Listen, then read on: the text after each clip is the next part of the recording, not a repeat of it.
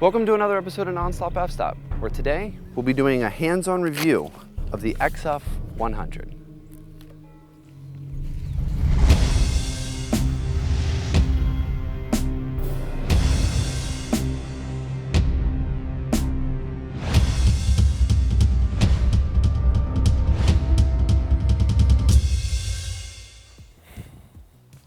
The XF100 is in the same family as the XF105, 300, and 305.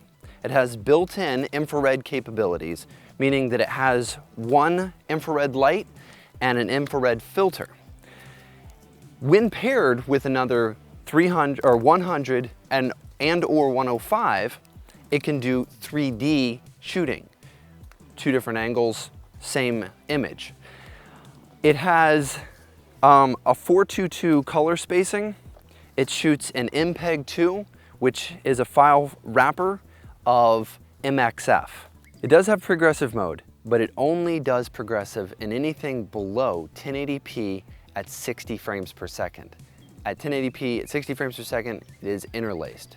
This is going to be a quick rundown of the features and buttons that it has on it, kind of a pros and cons just overview. So it has one ring instead of three. You have a selector to go between focus, zoom, and iris. You can do autofocus and manual focus. It does have a fixed button for that.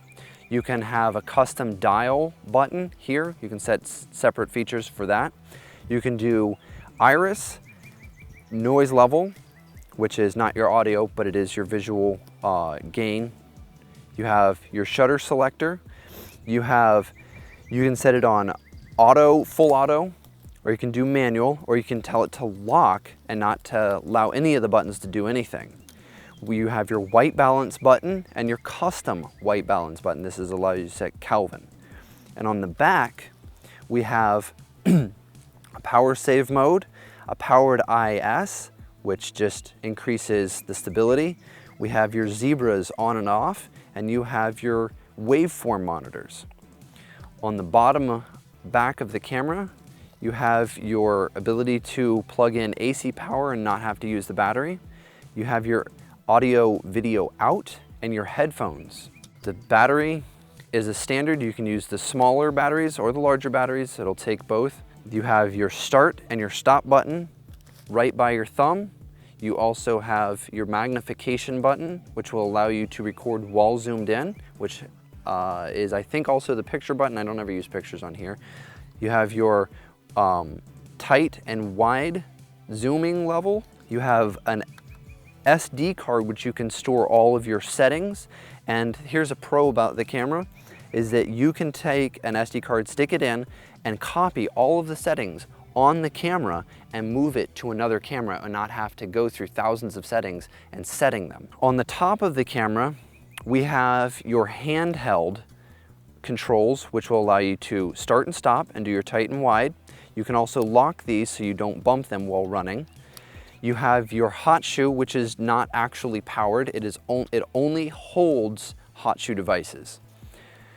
Over here, we have your audio levels, which control the onboard mics and the XLR mics. You have two channels. You have a 3.55 headphone jack input, and you have your component holder, can be mics or whatever you want to hold. This camera is fairly light and quickly accessible. It's not hard to hold for long periods of time. It's very comfortable. I also like this feature that it has a tripod mount on the top of the camera, so if you have a jib that has an upper handle instead of a lower base, you can mount it to a swinging jib instead of a stable jib. You can remove this lens hood. It is obviously replaceable. You can add filters and doublers or wide angle lenses and things like that. You cannot actually change the inner optics of the camera. Those are definitely fixed. It has a 10 times zoom. It does obviously do HD video like we just talked about. The LCD screen, I don't actually remember the size, but it's fairly easy to see in the sunlight. It is quite bright. It is not touchscreen. You have a toggle, what I'd call a joystick right here on the left side, you can select your settings and go through the menus that way. You have your menu button and your cancel button. You turn the camera on by sliding it forward, and you view your media by sliding it backwards. You cannot play a shot while you're in camera that you just took. You have to go back to media. I don't particularly like that, but these row of buttons are actually, you can set them for presets, so that if you want to go to a quick menu setting, you can have it set as one of these buttons. This is a select the slot, meaning that it will select one of your two SD cards. You can choose to record to A or B, or both of them at the same time. You can have it record onto this card, onto card A. When it's done or getting full, it'll move to card B. You can pull card A out, put a new card in, and when B gets full, it'll move back to A. So you can do continuous recording. You obviously have your display. You can see what's on the screen by pressing display. You can remove certain things or turn them on. You have audio monitoring on the screen. You have all of your aperture and your shutter speed and color and battery levels and card times, like how much is left on the card, how many minutes is remaining. All right, so the only difference between the XF100 and the 105 is that you get Gen Lock and SDI out for about $1,000 more. It's the port on the right-hand side of the camera, right in front of the hand strap.